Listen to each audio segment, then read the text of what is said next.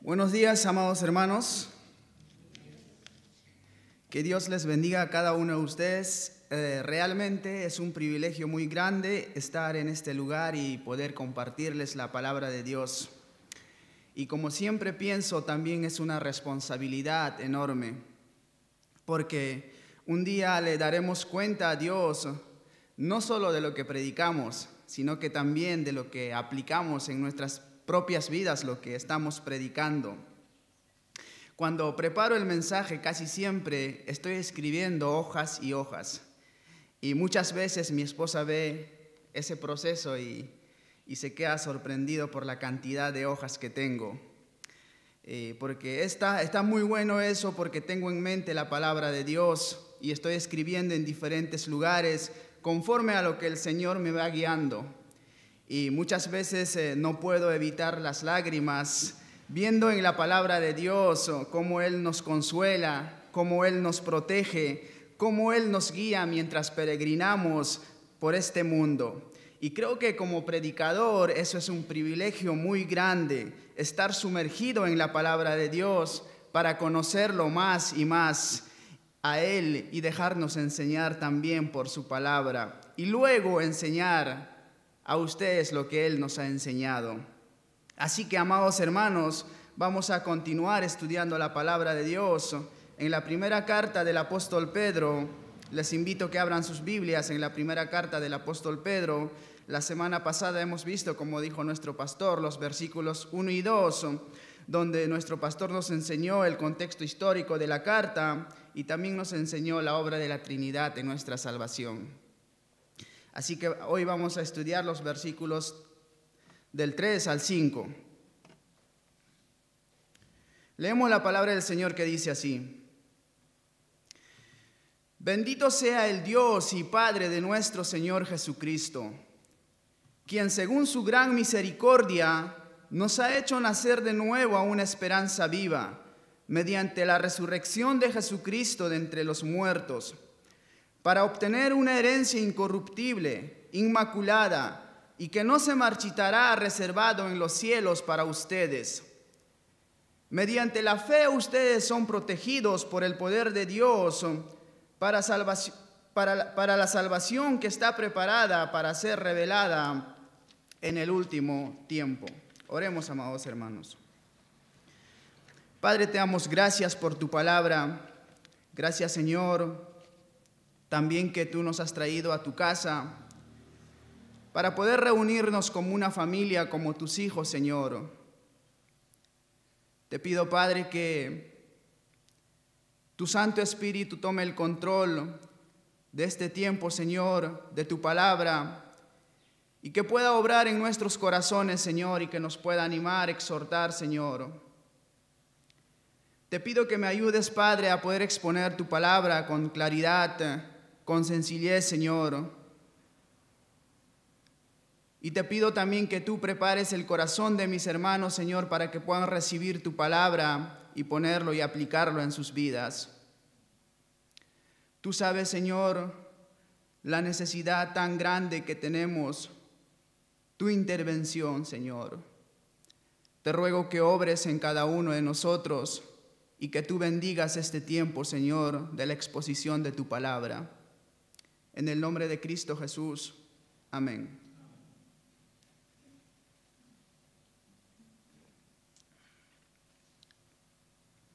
Amados hermanos, cuando nos ponemos a pensar o a meditar en un momento acerca de las cosas buenas que han hecho la persona por nosotros, realmente nuestro corazón está lleno de gratitud hacia esa persona. Pero eso solo sucede cuando nos ponemos a meditar en las cosas buenas que han hecho las personas por nosotros.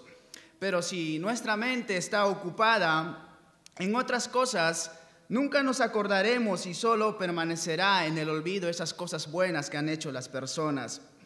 Pero sabemos que eso no sucede siempre. Hay un momento dado que nos acordamos de las cosas buenas que las personas han hecho por nosotros, quizás sacrificadas también. Por ejemplo, nuestros padres, cuando nos recordamos de las cosas buenas que han hecho nuestros padres o nuestros hermanos, de las cosas buenas que han hecho algunos amigos por nosotros, Recuerdo que cuando llegamos de Perú con mi familia, teníamos que empezar de cero. No teníamos las cosas básicas que un hogar pueda tener.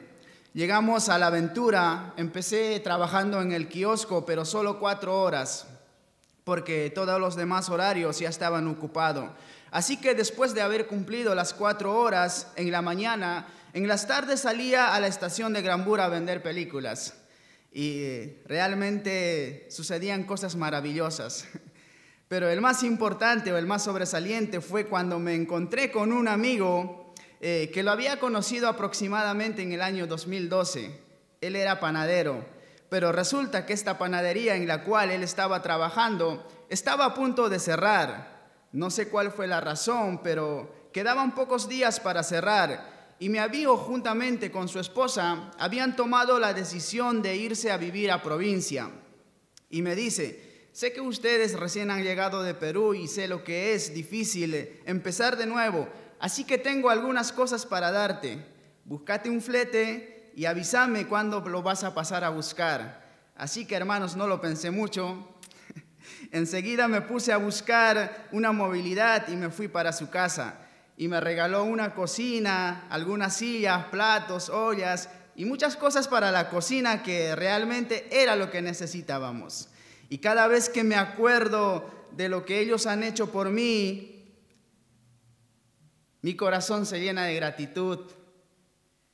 Y justamente al contarles ya lo estoy elogiando, porque considero que es maravilloso lo que han hecho ellos por nosotros, pero hay algo que sobrepasa todo esto en nuestra meditación. Hay algo que sobrepasa todo esto que los hombres podrían hacer por nosotros. Es meditar en la obra de Dios en nuestra salvación. Amados hermanos, meditar en la obra de nuestra salvación debe ser nuestro constante agradecimiento hacia Él, porque lo que Él ha hecho no se compara con nada de lo que el hombre puede hacer, amados hermanos. Si nos ponemos a meditar en nuestra salvación, en lo que Dios ha hecho por nosotros, nuestro corazón estallará de emoción y de gratitud hacia Él. Así que, amados hermanos, al meditar constantemente en esto, nuestro corazón estallará de gratitud y alabanza a aquel que es digno. Así que en nuestro texto que hemos leído, vamos a ver 3 motivos por los que Dios merece toda nuestra alabanza. Y estos 3 motivos son los siguientes. Los voy a mencionar los 3 juntos y luego iré exponiendo uno por uno. El primer motivo es que Él nos ha hecho sus hijos. El segundo motivo es: Él nos ha preparado una herencia en los cielos. El tercer motivo es: Él nos ha dado una salvación que Él mismo sostiene. Así que vamos a empezar por el primer motivo, donde pensar en todo esto, amados hermanos, es la base de nuestra gratitud y alabanza. Por lo tanto, debería ser nuestra meditación diaria. Así que vamos a ver el primer motivo. Versículo 3 dice así: Bendito sea el Dios y Padre de nuestro Señor Jesucristo, quien según su gran misericordia nos ha hecho nacer de nuevo a una esperanza viva mediante la resurrección de Jesucristo entre los muertos. Nuestro texto empieza con una doxología, con un grito de alabanza, por algo que Dios ha hecho a favor del hombre. Si bien la audiencia original a la cual el apóstol está escribiendo se encontraba en una aflicción bastante fuerte, sabemos bien, como ya hemos aprendido, estaban dispersos en diferentes lugares a donde habían sido conducidos por la violencia de la persecución. Y Pedro no se dirige a estos hermanos en términos de lástima y condolencia, sino que estalla en alabanza por lo que Dios ha hecho por cada creyente que puso su confianza en el Señor Jesucristo como su Salvador. Bendito sea el Dios, dice Pedro, Cuando vemos esta frase en el Antiguo Testamento, siempre vemos a los profetas, al pueblo de Israel, estallar en esta alabanza por algo que Dios ha hecho a favor de su pueblo, ya sea por una respuesta a una oración o en muchas veces por la liberación que Dios les daba cuando sufrían la opresión de sus enemigos. Podemos ver un ejemplo de los tantos que hay en el Antiguo Testamento, porque Dios siempre está haciendo a favor algo de su pueblo, a pesar de su pueblo. Así que vamos a ver un ejemplo en Primera de Reyes, capítulo 8, versículo 56, que dice lo siguiente: Bendito sea el Señor, que ha dado reposo a su pueblo Israel, conforme a todo lo que prometió. Ninguna palabra ha fallado de toda su buena promesa que hizo por medio de su siervo Moisés. En este versículo podemos notar que Salomón alaba al Señor por la paz que Dios había dado a su pueblo y también por la fidelidad de que Dios siempre cumple todas sus promesas. Y esto podemos ver vez tras vez en el Antiguo Testamento. Profetas y reyes alabando al Señor por algo que Dios ha hecho por su pueblo. Y también algo muy interesante que podemos notar en el Antiguo Testamento es cómo se dirige el pueblo a Dios. Como el Dios de Abraham, de Isaac y de Jacob. O como el Dios que los sacó de la tierra de Egipto. Pero fíjate en nuestro texto qué dice el apóstol Pedro. Bendito sea el Dios y Padre de nuestro Señor Jesucristo. Bendito sea el Dios y Padre de nuestro Señor Jesucristo. Como dije, en el Antiguo Testamento no se dirigían a Dios así. No vemos profetas, reyes diciendo Padre a Dios. Pero ahora el apóstol dice: bendito sea el Dios y Padre de nuestro Señor Jesucristo.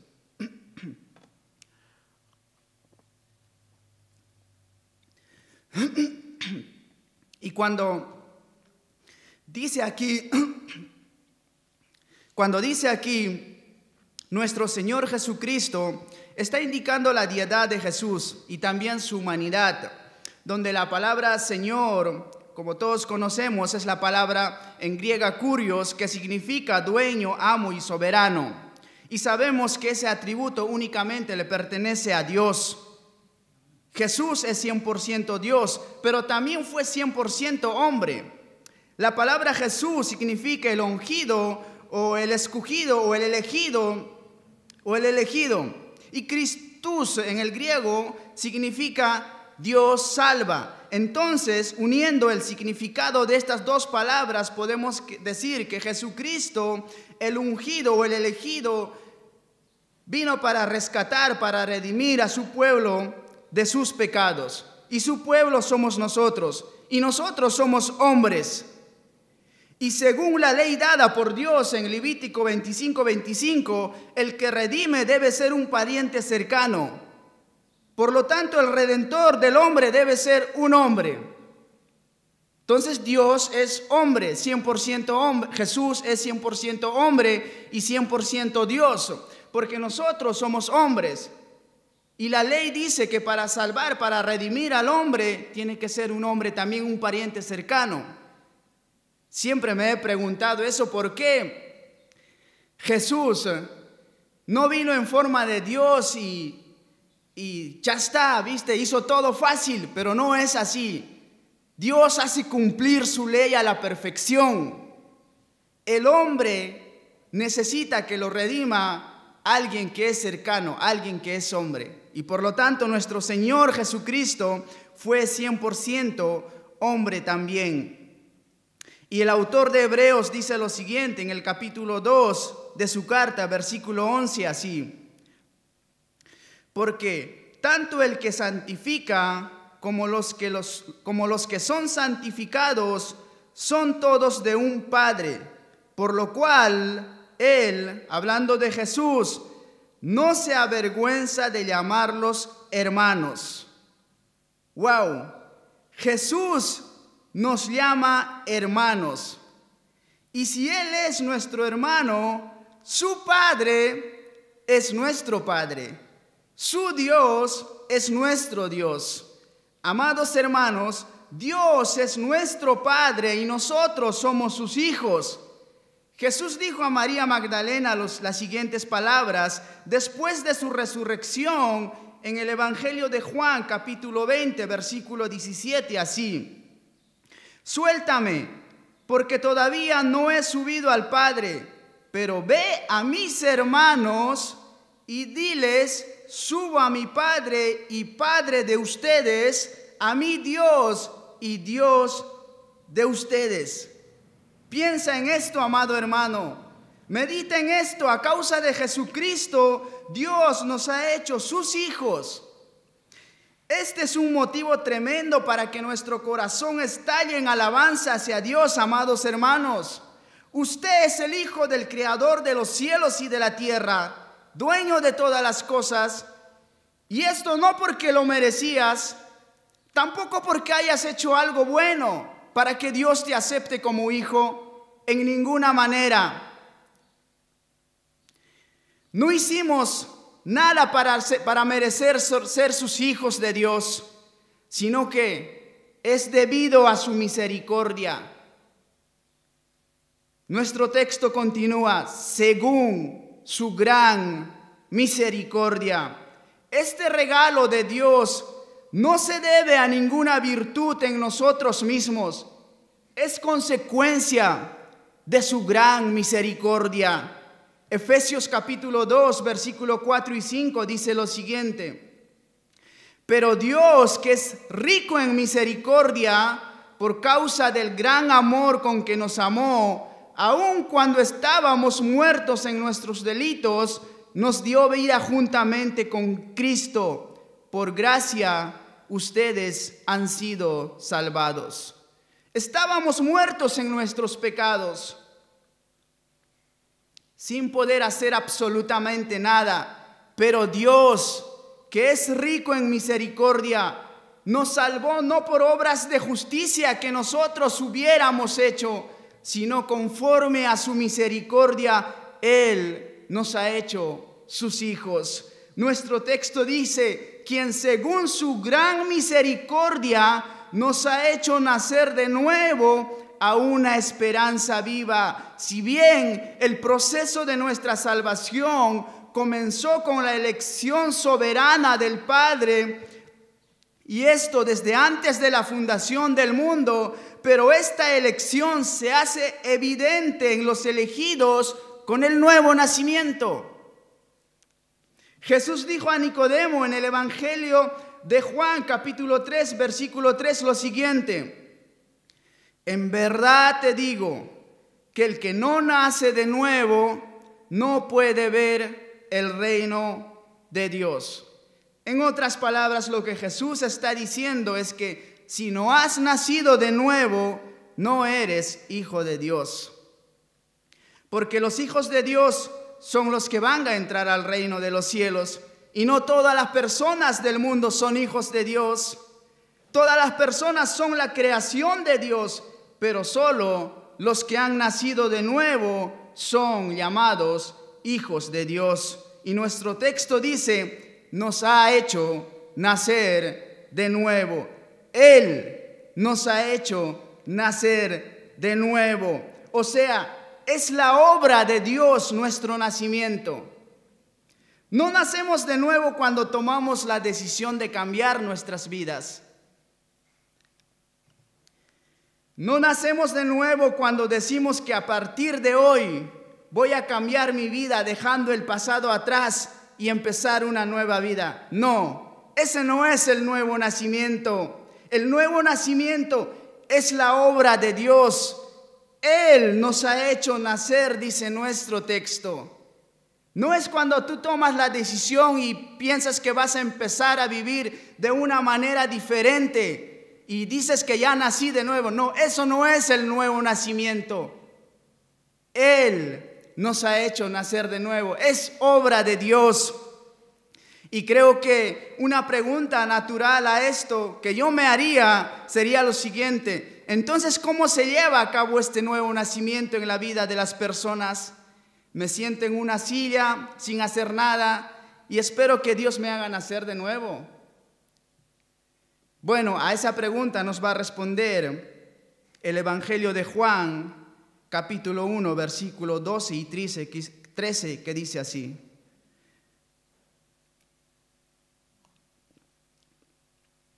Juan, capítulo 1, versículo 12 y 13, dice así. Pero a todos los que le recibieron, les dio el derecho de llegar a ser hijos de Dios. Es decir, escuche bien, a los que creen en su nombre, que no nacieron de sangre, ni de voluntad de la carne, ni de voluntad de hombre, sino de Dios.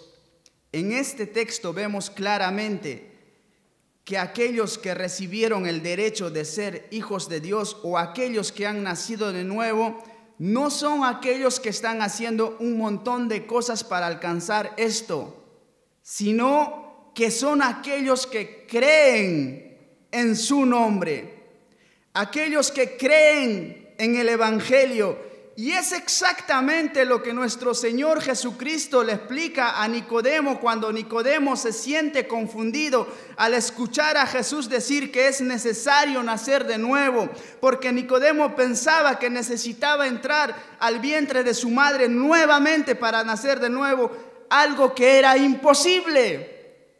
Y muchas veces nosotros también queremos hacer imposibles pensando que eso nos va a hacer hijos de Dios.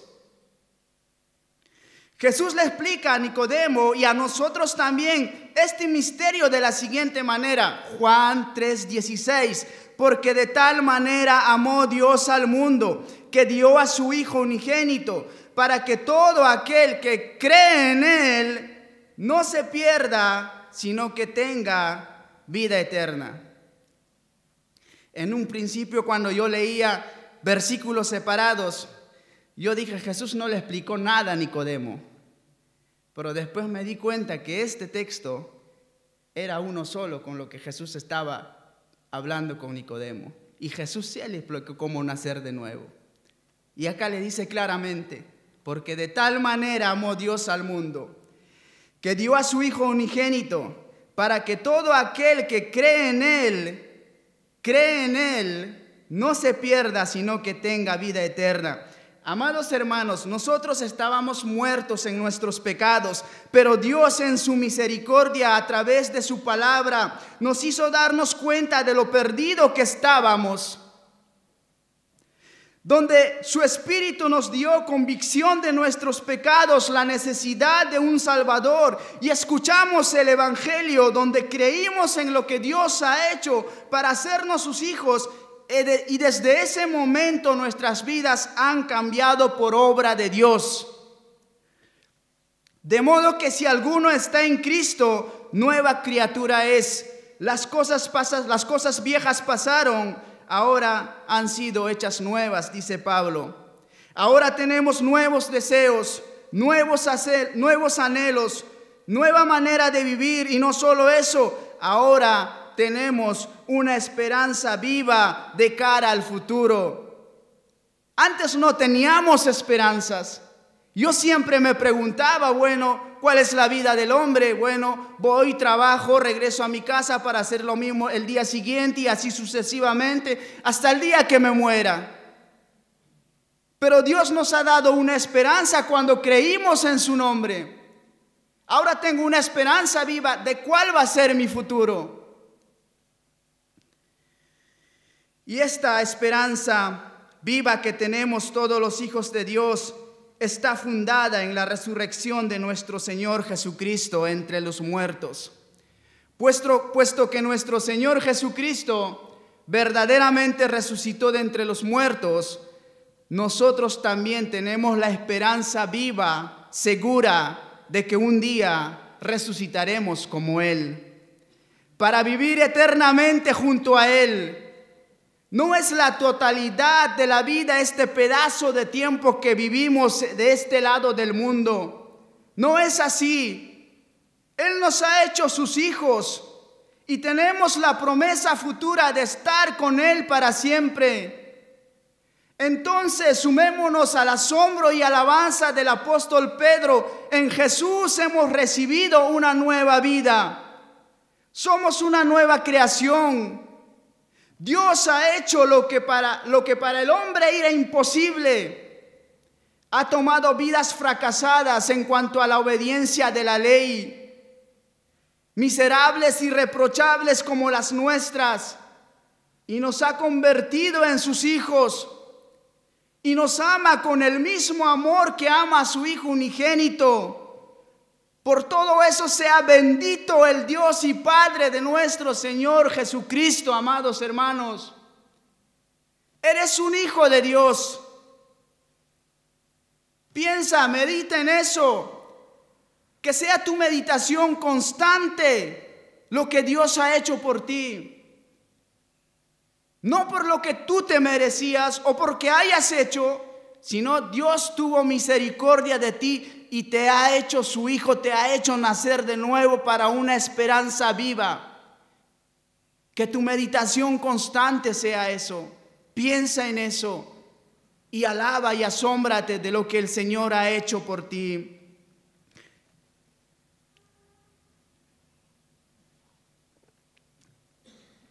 Ahora vamos a ver el segundo motivo por la que Dios merece toda nuestra alabanza.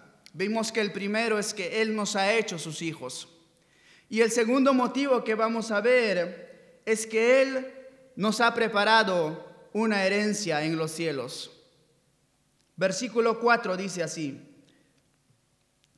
para obtener una herencia incorruptible, inmaculada y que no se marchita, reservada en el cielo para ustedes. Amados hermanos, Dios nos ha hecho sus hijos para darnos un futuro tan bello que la lengua humana no puede describirlo. Y creo que por eso el apóstol Pedro no nos dice o no nos describe lo que es nuestra herencia, sino que nos dice lo que no es. Aunque es una realidad que no está presente ahora con nosotros, pero tenemos la esperanza viva y la certeza de que un día estaremos allí, porque queda en el futuro, como dice Pablo en Romanos capítulo 8, versículo 24 y 25, lo siguiente: porque en esperanza hemos sido salvados, pero la esperanza que se ve no es esperanza. Pues, ¿por qué esperar lo que uno ve? Pero si esperamos lo que no vemos, con paciencia lo aguardamos. Como hijos de Dios, vivimos en este mundo, rodeados de aflicciones y lágrimas, porque no somos de este mundo, solo somos peregrinos y extranjeros, y tenemos la esperanza segura de que un día vamos a recibir una herencia en los cielos que nuestro Padre nos tiene reservada para cada uno de sus hijos. Romanos 8:17 dice así: y si somos hijos, somos también herederos, herederos de Dios y coherederos con Cristo, si en verdad padecemos con Él, a fin de que también seamos glorificados con Él. Piensa en esto, amado hermano. Usted, como hijo de Dios, es un heredero de Él, lo que significa que su futuro ya está hecho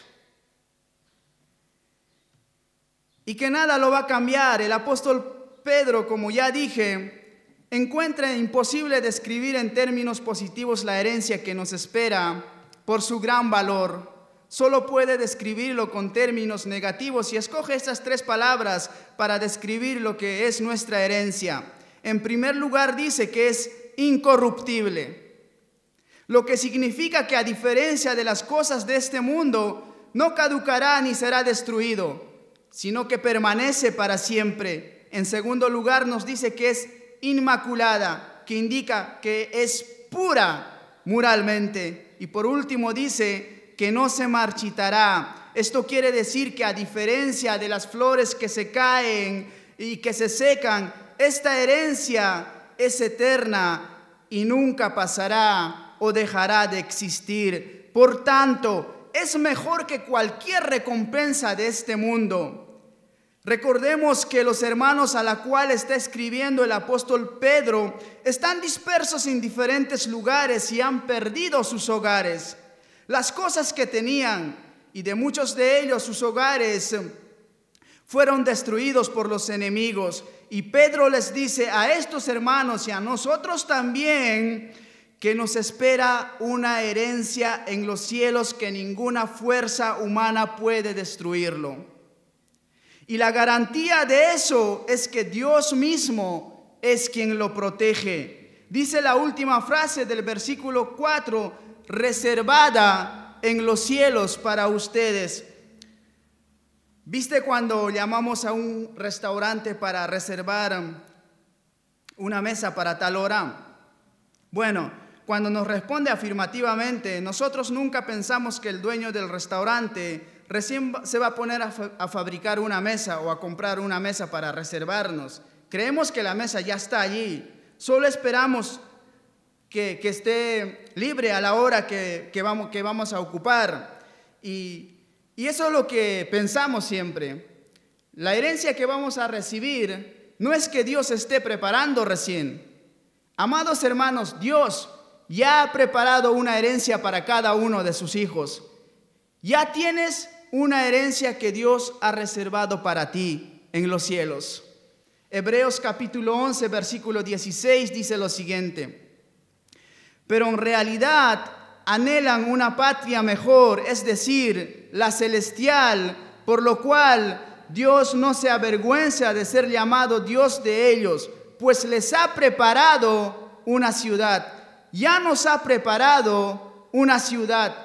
Puesto que ya existe, es absolutamente seguro. Entonces diremos abrumados de emoción: bendito sea el Señor que nos ha preparado una herencia en los cielos. Amados hermanos, piensen eso. Usted ya tiene una herencia en los cielos con su nombre reservado para ti. Quizás aquí te va todo mal. Quizás aquí no tienes nada. Pero piensa que en el cielo ya tienes un lugar seguro que Dios mismo ha preparado para ti. Ya está tu herencia allí.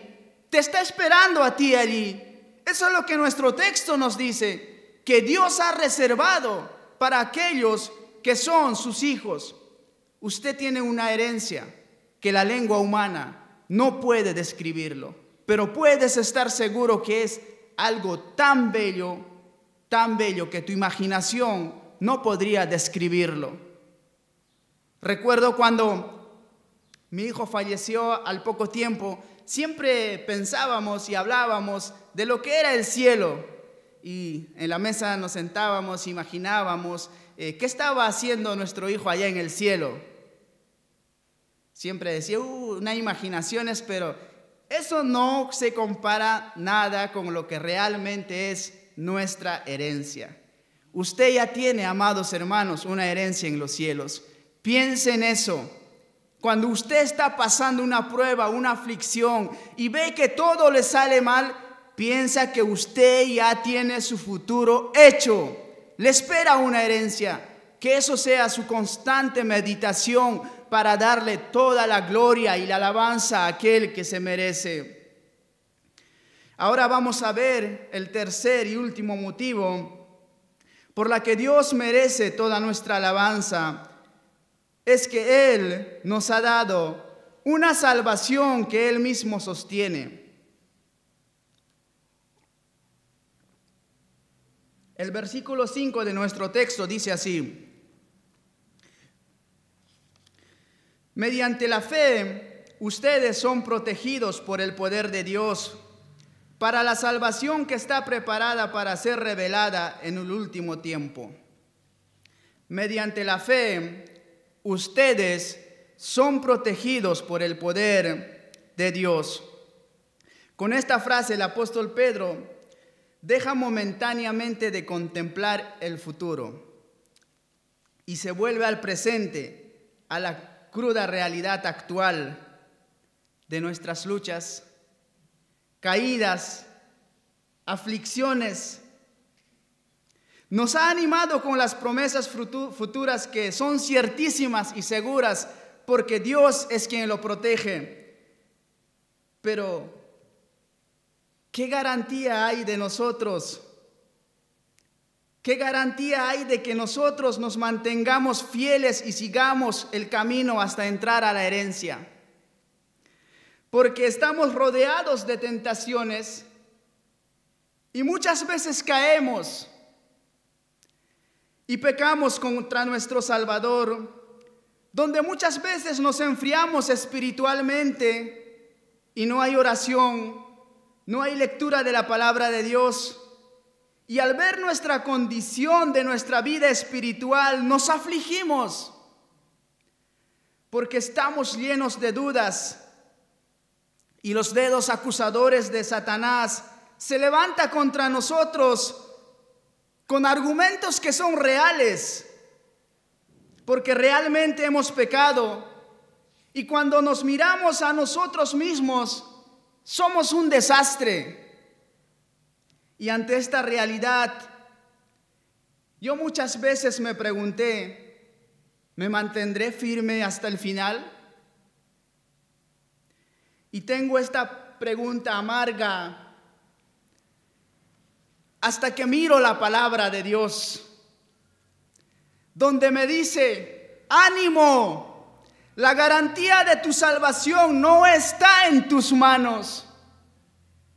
La garantía de tu salvación, amado hermano, no está en tus manos, no depende de tu esfuerzo. La garantía de tu salvación está en las manos de Dios, en la capacidad de Dios para sostener a todos sus hijos. Nuestro texto dice, ustedes son protegidos por el poder de Dios. Y realmente ahí está hablando de la protección de nuestra salvación. No en sí de nuestra protección terrenal, sino de la protección de nuestra salvación. Su poder es el que protege nuestra salvación. La salvación que Dios te ha dado está en sus manos y Él te protege y tú vas a llegar a la meta final. Judas, versículo 24, dice así: y aquel que es poderoso para guardarlos a ustedes sin caída y para presentarlos sin mancha en presencia de su gloria con gran alegría.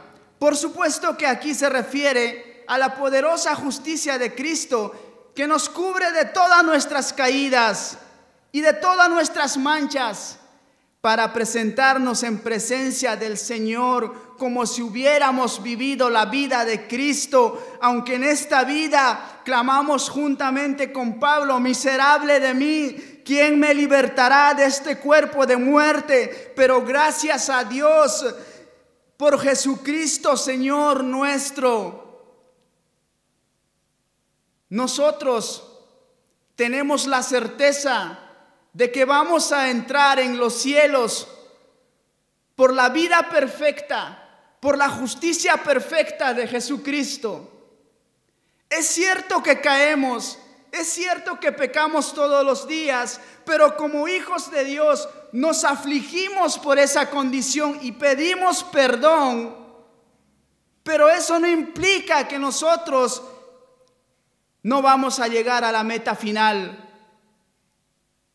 Dios protege nuestra salvación. Nadie puede arrebatarnos de su mano. Amados hermanos, no solo tenemos la garantía de nuestra herencia que está protegida, sino que nosotros mismos también estamos protegidos, esperando que llegue ese momento de la escena final, donde Cristo volverá a llevar a sus hijos para darnos recompensa y entregarnos a cada uno de nosotros la herencia que ha preparado. Y ten por seguro que vas a estar ese día. Si tú eres hijo de Dios, vas a estar ese día. porque Dios te ha dado una salvación que no lo puedes perder, porque Él mismo sostiene y de su mano nadie lo puede arrebatar. Es cierto, hermanos, también que muchas veces nos afligimos porque no aplicamos esto en nuestra vida. ¿Cómo lo vas a aplicar esto en tu vida? Solamente cree. Solamente cree que es así. No hay otra manera.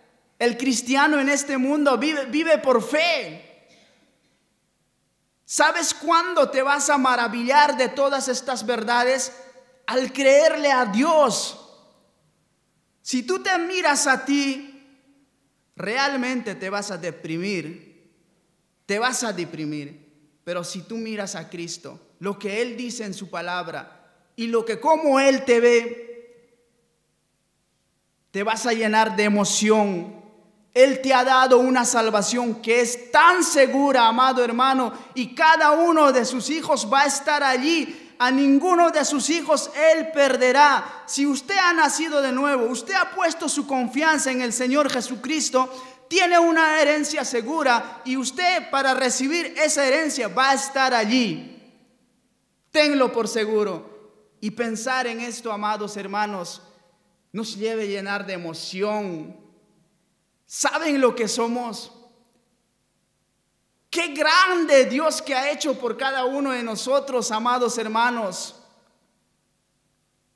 Bendito sea el Señor, Padre de nuestro Señor Jesucristo, que nos ha hecho sus hijos, quien nos ha preparado una herencia en los cielos, quien nos ha dado una salvación que Él mismo sostiene. Pensemos en esto profundamente. En todo tiempo, lo que Dios ha hecho por nosotros, que no se compara con ninguna cosa buena que el hombre haya hecho por nosotros. Lo que Dios ha hecho por nosotros no tiene precio, o sea, es de un valor infinito. Que toda la gloria y nuestra alabanza sea para Él, amados hermanos. El contexto de esta carta realmente es bastante difícil. Los que han estado en la clase de los mártires lo pueden entender esto, el contexto de esta carta. Y a estos hermanos les dice el apóstol Pedro lo que Dios ha hecho por ellos y lo que ellos son, para que ellos también en esa circunstancia den toda la gloria y la alabanza a Dios que se merece. Así que, amados hermanos, piensa en lo que Dios ha hecho por ti. Piensa en lo que eres y sírvele a Dios nada más. Créele a Dios. Congrégate alegremente. Obedece su palabra alegremente. No porque eso te va a llevar, como dije, a que tú seas un hijo más aceptado, sino que simplemente asombrado de lo que Él ha hecho por ti. Venimos asombrados a la casa del Señor por lo que Él ha hecho por nosotros. Le obedecemos asombrados por lo que Él ha hecho por nosotros. Así que, amados hermanos, les animo a que su meditación diaria sea lo que Dios ha hecho por nosotros. Usted es un hijo de Dios, no porque usted se haya ganado ese título, sino por la misericordia de Dios. Usted tiene una herencia en los cielos y usted va a recibir esa herencia que Dios ha preparado para ti. Que Dios les bendiga.